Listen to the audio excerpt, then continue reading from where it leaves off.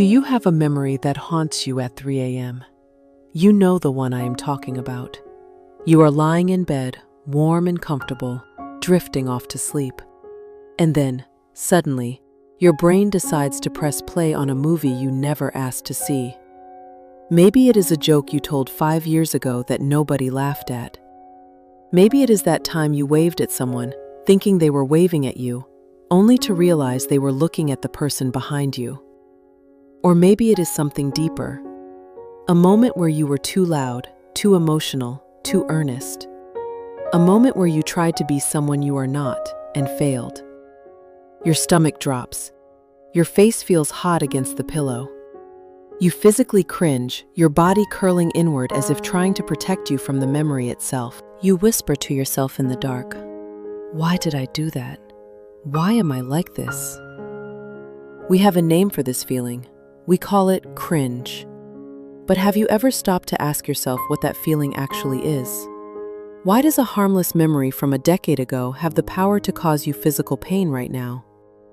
We spend our entire lives running from this feeling. We edit our personalities. We silence our laughter. We study the rules of cool so that we never ever have to feel that heat of embarrassment again. But what if I told you that this fear is the exact thing keeping you stuck?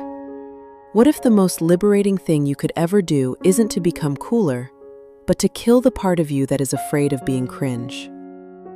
Hello, my friends. Welcome back to Mira's English podcast. If you are new here, this is a quiet corner of the internet where we slow down, take a deep breath, and explore the human experience through simple, meaningful English. My name is Mira, and I am so happy you are here with me today. Today, we are going to do something a little bit brave. We are going to look directly at one of our deepest social fears, the fear of being awkward, the fear of being judged, the fear of being cringe. It is a heavy topic, I know, but I promise you, by the end of this episode, you might just feel a little lighter. So, make yourself comfortable, grab your tea, and let's begin. Let's start by dissecting this feeling. What is happening in your brain when you cringe? Psychologists have a term for this. They call it the spotlight effect. Imagine you are on a stage. There is a bright, blinding spotlight pointed directly at you. You can see the dust floating in the light.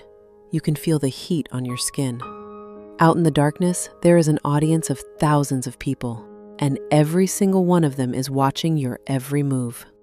They see the stain on your shirt. They hear the slight tremble in your voice.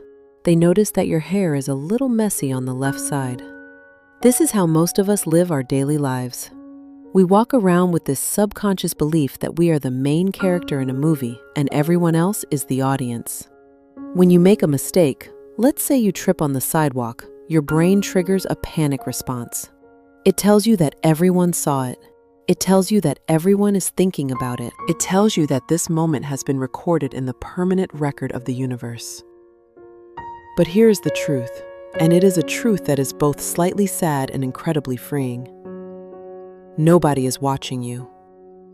I want you to really let that sink in. Nobody is watching you because they are too busy watching themselves. They are standing on their own stages, blinded by their own spotlights, worrying about their own stained shirts and messy hair. Think about it. Can you remember a slightly embarrassing thing a stranger did 3 years ago? Probably not. But you can remember exactly what you did 3 years ago. The spotlight effect is a lie your ego tells you. It makes you feel important, but it also makes you feel imprisoned. It makes you believe that your awkward moments are headline news, when in reality, they are not even a footnote in someone else's day. So if the spotlight effect is the disease, what is the cure we try to use? Usually we try to be cool. In modern society, being cool is the ultimate shield. But if you look closely, what does it actually mean to be cool? To be cool is to be detached. It means you don't care too much. It means you are never too excited, never too loud, never too vulnerable. The cool person is always slightly bored. They are mysterious. They are protected. We learn this from a very young age. Think back to high school. The kids who were considered cringe were usually the ones who cared too much. Maybe they were the theater kids who sang in the hallways. Maybe they were the ones who ran to class with a heavy backpack because they loved learning. Maybe they were the ones who posted emotional poetry online. They were cringe because they were sincere. And sincerity is dangerous. Sincerity is like walking into a battle without armor. When you are sincere, when you show the world what you love and who you are without a filter, you are giving people the ammunition to hurt you. You are saying, "This is me, this is what I care about." And if the world rejects that, it hurts. So to protect ourselves, we build armor. We learn irony, we learn sarcasm. We learn to say things like, "I don't really care, whatever." We learn to mute our colors. We become a beige version of ourselves because beige blends in. Beige is safe. Beige is never cringe. But there is a cost to this safety. When you kill the part of you that is cringe, you also kill the part of you that is alive. Think about the moments of pure joy in your life. Were you being cool? Probably not. Maybe you were dancing at a wedding, looking absolutely ridiculous. Maybe you were laughing so hard with your best friend that you made a snorting sound. Maybe you were crying at a beautiful sunset. In those moments, you were not performing. You were just being. You were likely very cringe, but you were also free. There is another layer to this. It is not just about how we act now, it is about how we treat the person we used to be. I want to go back to that 3 a.m. memory. The one where you remember something you did 5 years ago and you want to disappear. Why are we so cruel to our younger selves? When you look back at your younger self, maybe the version of you who had a terrible haircut, or the version of you who wrote overly dramatic status updates on social media, you feel shame. You want to distance yourself from that person. You want to say, "That is not me anymore. I am better now. I am smarter now." But that younger version of you was doing the best they could with what they knew. That awkward teenager was trying to figure out how to connect with people. That emotional young adult was trying to process big feelings for the first time. When you cringe at your past self, you are essentially bullying a child. You are looking at a younger, more vulnerable version of yourself and saying, "You are not good enough." Imagine if you saw a child trip and fall. Would you point at them and laugh? Would you tell them they are stupid? Of course not. You would help them up. You would say, "It's okay, everyone falls." Yet, when it comes to our own past, we are the bully. We judge our own growth. We treat our learning curve as a crime record. This self-judgment creates a state of constant tension. We are so afraid of creating new cringe memories that we stop taking risks. We stop trying new hobbies because we will be bad at them initially, and being bad is embarrassing. We stop expressing affection because we are afraid it will not be reciprocated. We stop asking questions because we are afraid of looking stupid. We shrink. We become smaller and smaller, trying to fit inside a box where no one can ever laugh at us. But here is the secret that no one tells you. The people you admire the most, the people who seem truly magnetic and charismatic, they are not the ones who never do anything embarrassing. They are the ones who do not care if they are embarrassing. They have killed the part of themselves that cringes. Think about that person you admire. The one who enters a room and everybody seems to gravitate toward them. If you watch them closely, you will notice something fascinating. They are not perfect. In fact, they are often the messiest person in the room. They might have a loud, distinctive laugh. They might trip over their words when they get excited. They might admit openly that they have no idea what they are doing. And yet, we love them for it. Why? Because perfection is boring. Perfection is a wall. When someone is trying too hard to be cool, to be perfect, our brain registers it as a performance. We instinctively know they are hiding something. We feel like we are watching a carefully curated advertisement for a human being, not a real human being. But when someone is unashamedly themselves, when they own their awkwardness, it signals safety to our nervous system. Their vulnerability gives us permission to be vulnerable too. This is the paradox of magnetism. We spend all our energy trying to hide our flaws to make people like us, but it is actually our flaws and our acceptance of them that make people fall in love with us. Being cringe is actually a form of honesty. It is saying to the world, I love this thing so much that I do not care if I look silly doing it. And isn't that what we all want? To be that free. So how do we get there? How do we move from paralyzing shame to total freedom? It starts with a simple reframe.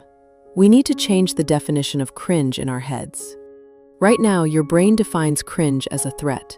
It sees it as social suicide. But I want you to try defining it differently.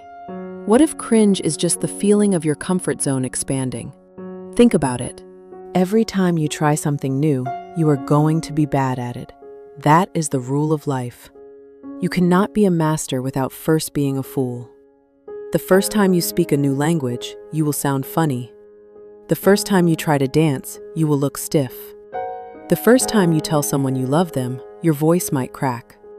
If you avoid the cringe, you avoid the growth, you avoid the life.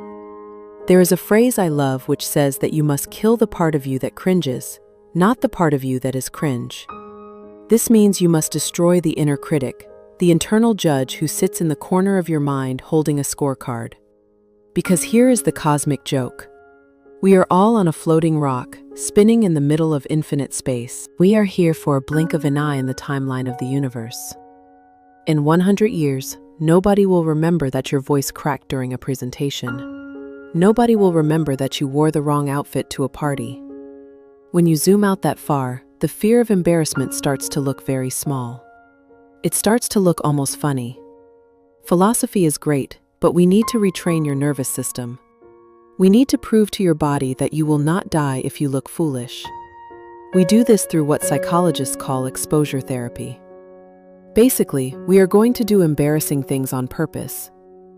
I have a challenge for you. I call it the small dose of cringe challenge. Start with something tiny. Next time you are at a coffee shop, when the barista asks how you are, do not just say good. Give them a genuine, slightly too enthusiastic compliment. Tell them you love their earrings. Tell them the coffee smells like heaven. It might feel awkward for a split second. Your heart might beat a little faster. But then, watch what happens. They will probably smile. The world will not end. And you will walk away with a tiny victory. Level 2 is a bit harder. Post something earnest on the internet. Not a cool filtered photo of your dinner. Post a picture of something you genuinely love, even if it is nerdy, even if it is not aesthetic. Write a caption about why it makes you happy. Do not check the likes. Post it and walk away. You are training yourself to express, not to impress. And if you are feeling really brave, try the ultimate challenge. Dance. Not in a club, not when you were drunk. Dance in your kitchen while you are cooking, when the windows are open and the neighbors might see. Or dance down the street with your headphones on.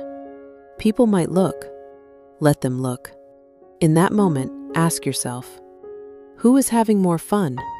The person dancing or the person judging the dancer? The person judging is trapped in their own prison of coolness.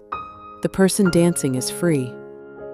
We started this episode talking about that 3 a.m. memory, that moment of shame that keeps you awake. I want you to go back to that memory one last time. But this time, I want you to look at your past self differently. Instead of cringing, I want you to offer them some compassion. That person was trying. That person was putting themselves out there. That person was alive. Forgive them. They brought you here. And for the you that is here right now, listening to this, please do not let the fear of judgment shrink your life. Do not silence your laugh. Do not hide your enthusiasm. Do not pretend to be cooler than you are. The world has enough cool people. What we need more of are warm people, real people, people who are not afraid to be human. I want to leave you with a mantra for this week. It is a little internet slang, but it holds a deep truth. I am cringe, but I am free. Say it with me. I am cringe, but I am free.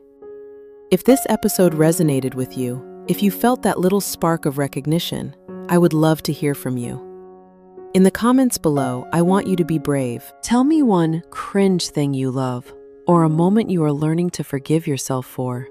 Let's make the comment section a judgment-free zone where we can all be a little bit awkward together. If you enjoyed this time we spent together, please consider subscribing to Mira's English podcast. It helps this channel grow, but more importantly, it helps us find each other in this big, noisy world. Thank you for listening. Thank you for being you, perfectly imperfect. Until next time, take care of yourself, and remember to let yourself be seen. Bye for now.